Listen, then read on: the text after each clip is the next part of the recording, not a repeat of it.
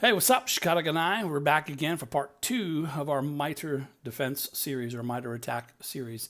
In this case, we're going to go ahead and talk a little bit more about how we can use the attack navigator to actually do an active defense technique and kind of set up a playbook for a ransomware scenario. So I'm just kind of picking one out of the hat because ransomware is a pretty hot item these days.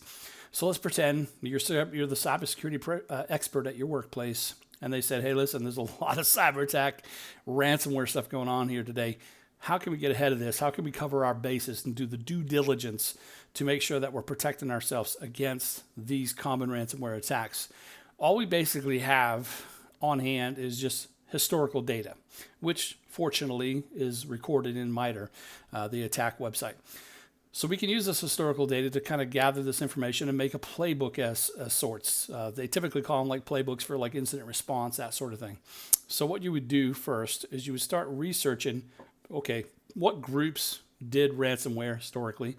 What tools did they typically use? What techniques did they use to kind of get initial access, that sort of thing? And how can we actually graph this out so that it's easy to read for everybody and we can actually put this out to a spreadsheet or something to that effect? You can use this attack navigator, and they have a free hosted version of it here at this GitHub site. At this github.io site that you can use, but you can also go to their GitHub and download it for yourself to run locally if you would like as well. So the first thing we would do, and I haven't seen many videos that deep dive into this particular tool. I've seen a few, but they don't really do big deep dives. So hopefully we can tackle that today. So the first thing you would do in your start of your little playbook thing is you would go to Mitre and you would type in ransomware under the searches, and you would kind of see what kind of results come up. In this case, we're seeing a couple groups here, Wizard Spider, Gold Southfield, and then we're starting to see some software being used for these particular attacks. So let's start with Wizard Spider. So we'll come over here to our attack navigator, and what we'll do is we'll create a new layer. So everything is going to be listed here as a layer. So we'll say create new layer. In this case, we're going to use Enterprise, and if you can look here down below, we'll just select Enterprise in this case here. Whoops. Let me close that out and do it again. So create new layer. So if we go down to more options, we can pick which version we're going to do. In this case, we'll stick with the latest, of course. And then on this one, we can choose to do Enterprise and not mobile. So we're just mainly focusing on Enterprise, which would be the one for your company. And then in this case here, we want Enterprise, so we'll say create. It'll now make us a layer. And you'll see all of the actual matrix down here. Now I've actually got this zoomed in a little bit, so you can scroll over here and you can see there's actually all tactics are listed here. So these are the tactics that you find over at Mitre Attack. You may have seen that before, the matrix that they have there. And below each one are all the different techniques that they typically have seen through historical data done by advanced persistent threat groups. So in this case here, we're going to start by coming up here to these controls. And I'm not going to go over every single one of these because I'll just kind of leave most of that to you. I'm just going to go over the ones that relate to what we're doing today. So right here, you'll see one called multi-select. So we'll select this. And here it's broken up into threat groups and software. So what we're going to do is we're going to scroll down under threat groups, and we're going to look for Wizard Spider, and we're going to select it. Okay. I'm going to click here to remove that window. And over here on the far right, you'll see one called Scoring. Okay, right over here. And this one here is kind of how you'll use it to prioritize which ones you want to focus on more. But in this case, I'm just going to use it as a way to separate different research. And you'll see what I'm talking about in a minute. So I'm just going to use the number 1. Okay, just number 1. And we'll close that out. And you can see here that Wizard Spider, typically in historical data, have done things like initial access. They've compromised external remote services, and they've actually used valid accounts to log in. So maybe they found valid accounts for a VPN, something to that effect. It doesn't look like they used any defensive. Oh, they did use some defense evasion. So they got modified registry, obfuscated files. And if you want to know for sure exactly what the deal is here, you can right click on any of these. Okay, you come down here where it says View Technique. So I'll click on View Technique. And this is the one here. And if you scroll down under Procedure Examples, you'll notice good old Wizard Spider is there. It said Wizard Spider has accessed victim networks by using stolen credentials to access the corporate VPN infrastructure. awesome. We're going to use this in our active defense discussion in a little bit. So we can see specifically what Wizard Spider did with that. And we can also see here, obviously, the mitigations and such for it. All right, so we have that. That's all good to go, ready to rock. All right, so let's name it so we're not going to get confused here. So we'll say Wizard Spider. All I did was double click on it. And we're going to create another layer. So we're going to come back here, and there was another one here. It's another group called Gold SOUTHFIELD. So let's go ahead and create a new layer. And again, we're going to stick with the attack 8, create. And just to get ahead of it, we'll just rename it now. We'll say Gold SOUTHFIELD, just like that. All right, so then we're going to come again over here to the multi-select, and we're going to go to our threat groups, and we're going to go down and find Gold SOUTHFIELD and select. Okay, and then I'm going to come over here to the scoring, and I'm going to give it a number 2. Okay, so now you can see there's some here that they used. Notice this external remote services is pretty much the same one that Wizard Spider had as well, right? So they had some similar ones that they used in this case. In this one, they used some phishing techniques, it looks like. So let's take a look here. View technique and see exactly what Gold SOUTHFIELD did. All right, so Gold SOUTHFIELD has conducted malicious spam campaigns to gain access to victims' machines. All right, good stuff. So that's how you can determine, okay, this is a common technique used by advanced persistent threats. All right, let's throw 2 tools in here, and then we'll wrap it up. We'll just do like 4 altogether. So let's make another layer. And again, we're going to do the enterprise. And let's go ahead and look at our tool is Robin Hood. That's a cool name for a tool. So we'll say Robin Hood. And there. All right, so now let's go over here to our multi-select. This time, instead of threat groups, we're going to go down to software. And we're going to go down to Robin Hood. See if we can find that one there. Right here. And we're going to select that. And we're going to go ahead back over to scoring. And we're going to give this one a 3. Okay. Awesome. So let's see. That was used not very much, apparently. Let's see. Let's see what it was used with here. Okay, so it looks like it was used for under impact. Data encrypted for impact. Interesting. Let's go ahead and right-click it. View the technique. Adversaries may encrypt data on target systems or on a large number of systems in order to, let's see, to interpret availability to system and network resources. There comes our ransomware. So if you scroll down here, you'll notice Robin Hood. There's Revil, which we saw with Gold SOUTHFIELD. So Robin Hood is there, and it says Robin Hood will search for an RSA encryption key and then perform its encryption process on the system files. Now, sometimes these ransomware actors will use things like command and control servers to actually pull down the encryption keys, that sort of thing. So that's some good information to have right there. Pretty awesome. All right, so we got that. Let's do one more. Let's do that Revil one. So let's create a new layer. And let's call it Revil. That's a cool name. And let's make sure that is one of the tools being used for ransomware is there. And as you can see, there's so many other ones. Load more results. It just goes on and on and on. This would take you a long time. You would have to have a dedicated person on staff to make the full playbook with all of these use cases pulled into it. But for now, we're just going to stick with 4 ones. All right, let's look up Revil. Again, we're going to come to our multi-select, go down to software, and let's go down and find Revil. So that is right here, and we'll select that. And let's go over here and give it a number 4. Ah, look at that. Used by quite a few different techniques here. Awesome. All right, so we now have 2 groups that are typically associated with ransomware.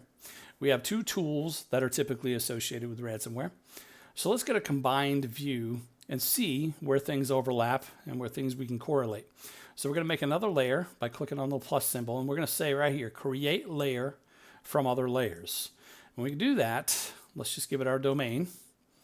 We can see they give a little letter above each tab. So we have A, we have B, we have C, and D. So the score expression, you would say A plus B plus C plus D. Okay, just like that. Now you could choose other things down here for gradients and color and just for your own whatever. But for us, we're just going to go ahead and go with that. Click create. Awesome. Now you're looking at it, you're saying, holy smokes, player.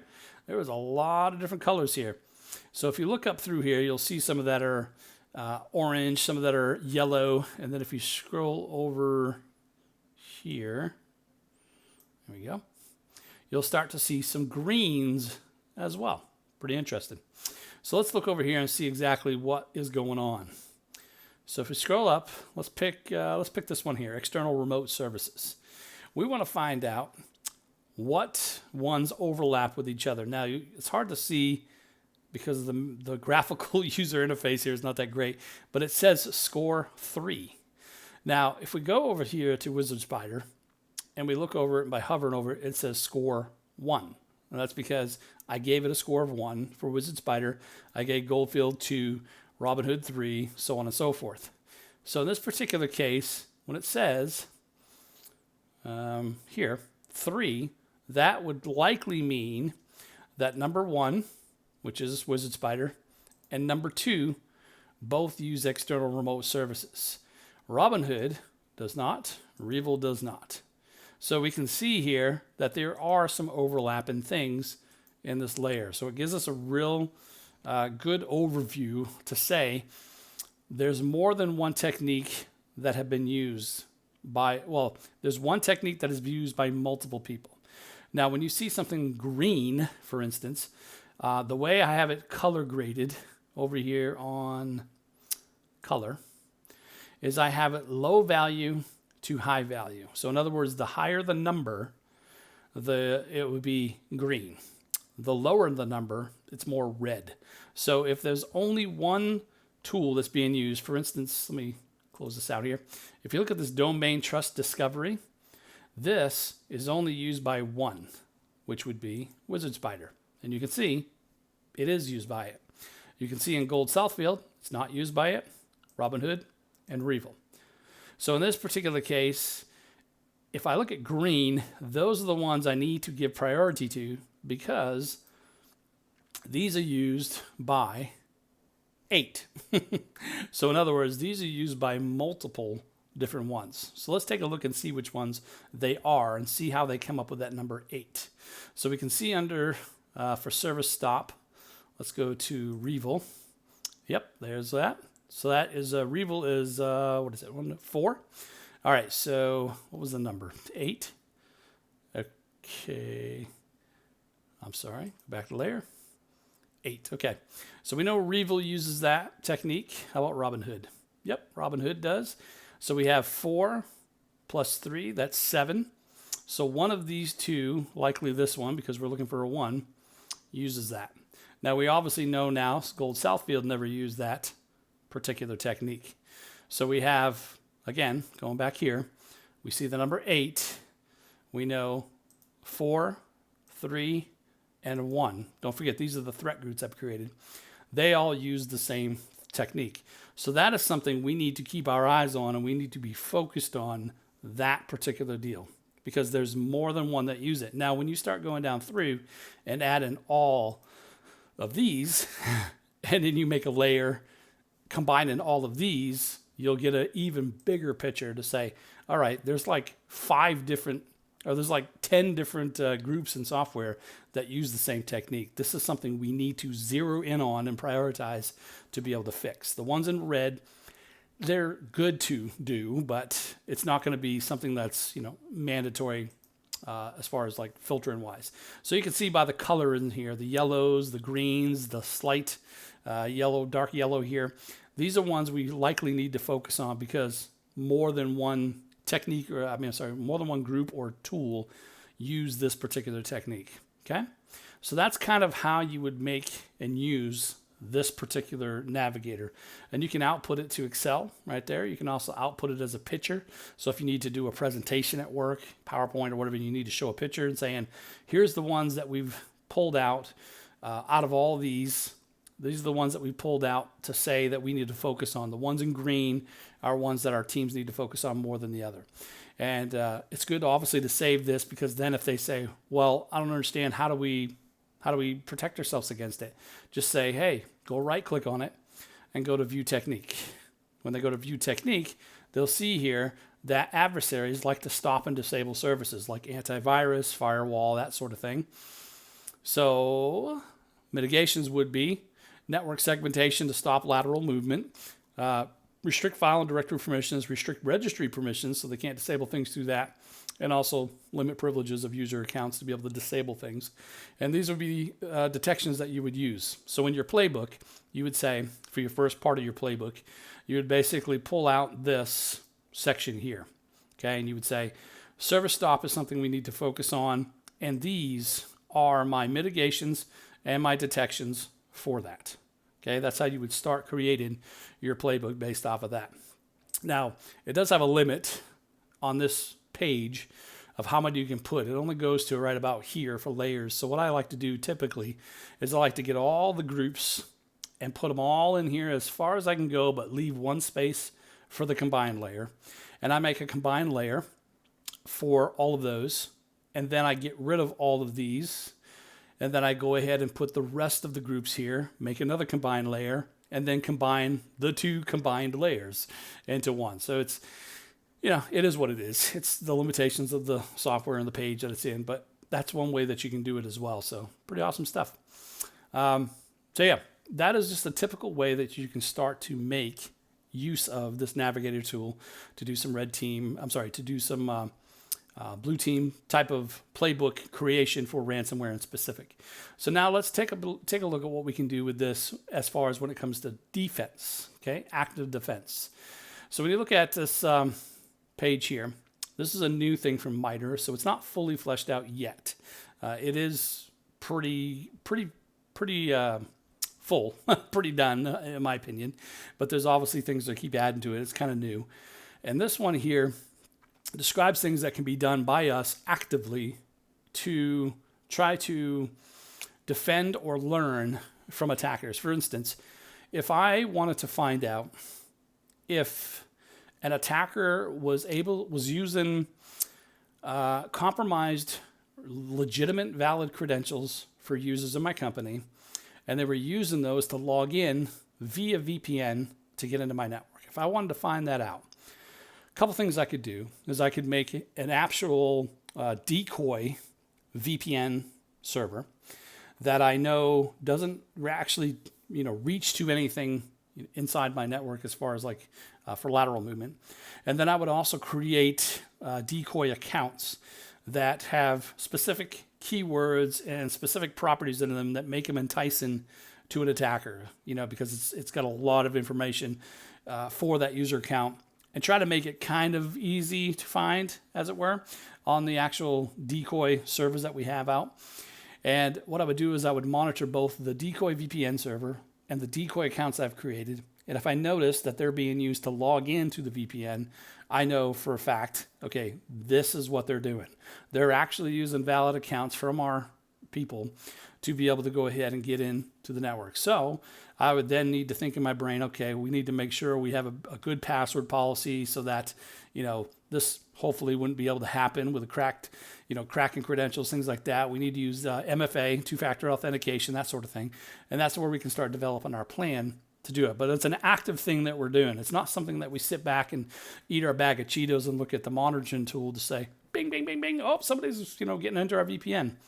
No, we're actually setting up these honeypot type of scenarios and honey accounts to be able to go ahead and actively entice them in to learn what they're doing.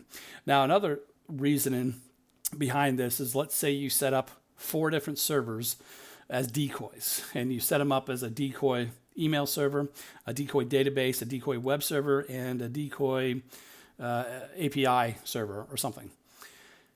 If we noticed somebody using a decoy account to get into our decoy VPN, to get into this network of decoy servers, if we notice the majority of attackers are always hammering the database one, we know where our priorities now need to be as far as shoring up a defense. We know that attackers really are interested in a database server. They're not as interested in the email one. They're not as interested in, our API one or whatever.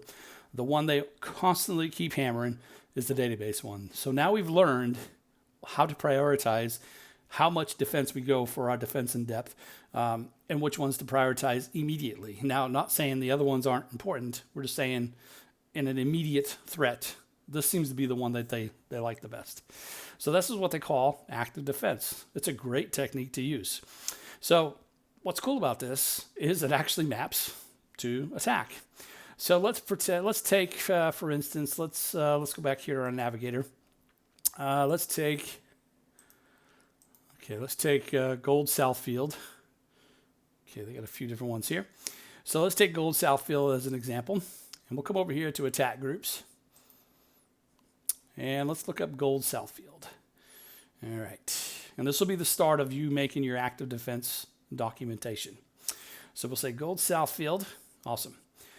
And then as we scroll down through, they start giving you different techniques and opportunities that we can get for active defense. So here it says, Gold Southfield's a financially motivated threat group. They typically deal with ransomware as a service, so we kind of know what's going on with that.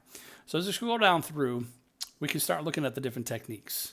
So going back to our navigator, let's scroll back over here. And let's look here under our techniques. All right, so initial access, exploit public-facing application, external remote services. So let's go back over here to Gold Southfield. Okay, right there. External remote services. So it maps directly to Gold Southfield and all the techniques that they use. Okay, all of these are techniques they use. We'll pick this one in particular. It says here, there is an opportunity to determine if an adversary already has valid account credentials for your network and if they're trying to use them to access your network via remote services. So this is the first part of our playbook. We're saying we're covering all our bases. We want to find out if an adversary is using valid account credentials. They're not bypassing authentication. They're not doing any of that sort of thing. They're not brute forcing. They're using actual valid account credentials to log into our network. If we want to find that out, there are some techniques we can use for that. So over here, we see DTE. And this is where they typically would classify them. And this particular one says the use case would be a defender can set up a decoy VPN server and see if an adversary attempts to use valid account to authenticate to it. Sounds familiar, what we just talked about. So if we open this here, we can see that configuring a computing system to serve as an attack target, essentially a honeypot. And a decoy system is a computing resource presented to the adversary in support of active defense. The underlying system can be real, it can be virtualized, simulated. Obviously, you don't want it connected to anything legit because, if they ever do get past that, that's not a good thing. But down here, you'll see all the different opportunities. Now, the one that we had in particular was there's an opportunity to valid account credentials. So this one here. So in your playbook, you would write this one down as your number, your ID number for them to reference so they can search here for it. So that's our number. That's our huckleberry. That's one we want. And then down on use cases, the one we had seen here talked about setting up a decoy VPN server. So that would be this one. Okay. So we can see that 009 is the one there. And that ties with the use case 009 here. So we can see DUC and we can see DOS. Okay, so opportunities versus use case. All right, and then down below, as you can see, there's a ton of these that you can put into effect here. But down here, we start seeing procedures of how you can actually physically do it. So you can say, use an isolated system to visit a suspected compromised website, collect any associated scripting code, things like that. Let's see. This would probably be more along the lines of what we're looking for. Set up a server, which appears to be something that's commonly expected within a network. Okay, like a VPN. So yeah, that's how you would make your beginning portion of your playbook. And then you would go back to Gold Southfield and we go to the next one. You see exploit public facing. It looks like there's a couple of them that we can use for this one. This one here is talking about deploying a tripwire that triggers an alert when an adversary touches a network resource. So we're essentially tagging a resource and saying if this alert goes off that this has been touched or try to be accessed, we know, bing, something's going on here, and this is where they're trying to get to. And the decoy system, again, is the one that they're using, but the use case in this particular case would be a defender can use decoy system running a public-facing application to see if an adversary attempts to compromise the system and learn their techniques, tactics, and shoot, I forgot what the P stand for. I'll probably remember here in a little bit. I can't remember right now. That's what you would basically use to set up that portion. In other words, we're covering all our bases by going down through every single one of these, and we're actively setting up these scenarios. Like you get a little bit more in detail. Like these first ones are kind of easy to do because they're more, just honeypot stuff, pretty easy to set up. And then you start getting down to these decoy personas, and that's when it starts getting a little bit more technical because you're actually creating an account and you're making it to represent an employee that has certain hobbies, outside interests, personal accounts, so that they can try to use social engineering to get this account or whatever it may be. You're actually creating these accounts with the intent that they're going to be used to kind of lure attackers in. Okay, and that's kind of what we're looking at when we're doing these active defense techniques. So yeah, and you can do it with any attack mapping that you want. So if you know that. That the most of it is under this initial access here. You can just go right to it and go down to initial access and start looking down through and seeing if any of these kind of, fall in with what you're actually doing, right? Because then you can look at the actual techniques down below here, all the different phishing techniques and things like that, and then start creating your playbook based off of that. So it's a pretty full thing to use when you start with Mitre. You plug it into Navigator. From there, you start making up your little active defense scenario that you want to do based off of the information that's in Navigator. So again, it takes a while because you're going to pull in all the different use cases and all the groups and tools that are typically used with it in Navigator.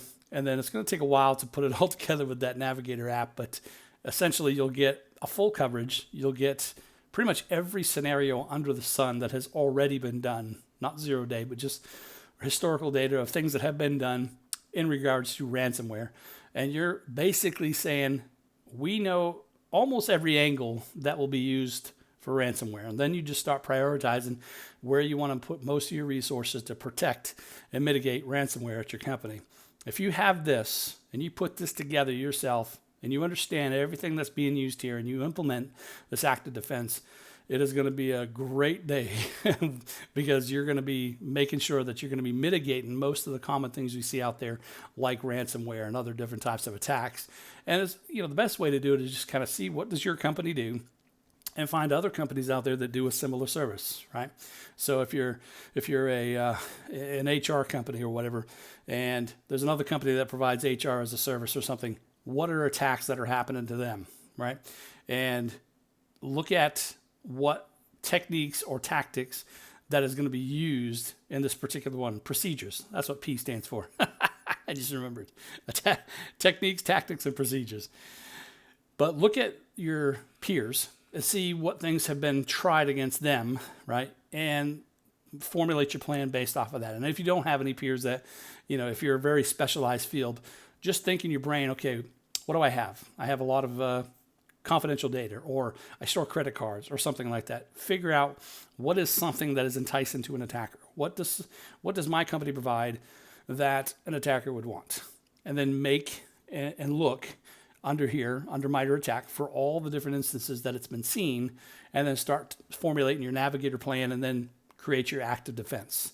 So I hope you guys enjoyed this little series here on Mitre Att&ck. I think it's a great tool. I use it all the time at my workplace to help with the incident response playbooks and things of that nature. So I hope you guys had a good time with this one and learned a lot. I would highly suggest that you implement this in your company. Until next time, peace out.